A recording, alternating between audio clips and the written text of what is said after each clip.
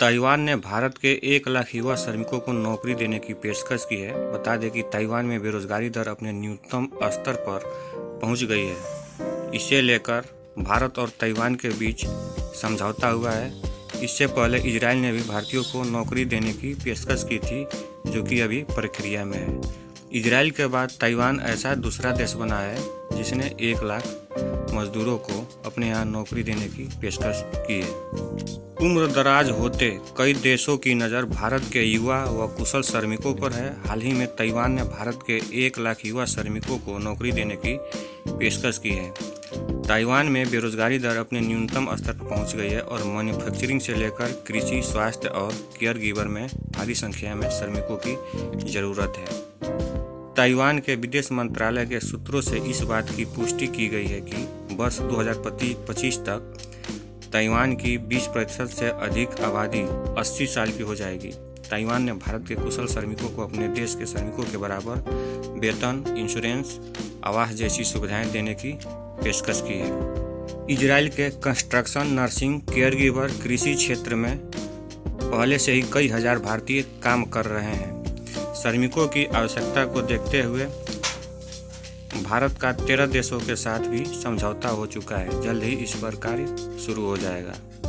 इन देशों में Japan, Australia, France जैसे भी देश शामिल हैं, जबकि कई यूरोपीय देशों के साथ मोबिलिटी समझौता को लेकर अभी भी बातचीत चल रही है। जापान के साथ यूरोप के कई देशों की अधिकतर आबादी भी बूढ़ी हो चुकी है और वे श्रमिक सप्लाई के लिए भारत को उपयुक्त स्थान मान रहे हैं।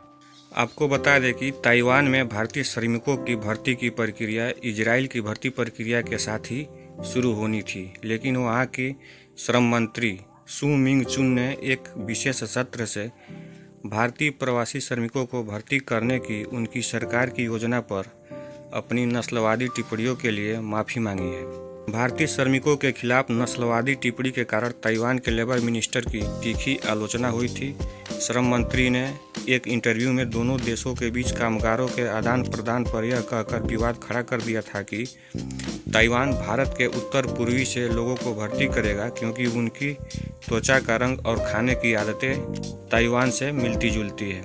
कि उत्तर पूर्वी राज्यों के लोग जैसे नागालैंड, त्रिपुरा जैसे राज्यों के लोग ताइवान के लोगों से मिलते जुलते हैं। उनके चेहरे और उनके रंग एक जैसे ही हैं और खाने की आदतें भी कुछ मिलती जुलती हैं। तो वहाँ की श्रम मंत्री ने ये डिमांड की थी कि भारत के उत्तर पूर्वी राज्यों के लिए लोग चाहिए।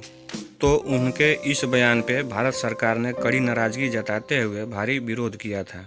इस पर ताइवान के श्रम मंत्री ने खुली तौर पे माफ़ी भी मांगी थी और भारतीय श्रमिकों के भर्ती प्रक्रिया को आगे बढ़ाने के लिए अपनी सहमति भी दी। इस संबंध में एक समझौता ज्ञापन पर हस्ताक्षर 16 फरवरी को ही भारत और ताइवान के बीच हो चुका था।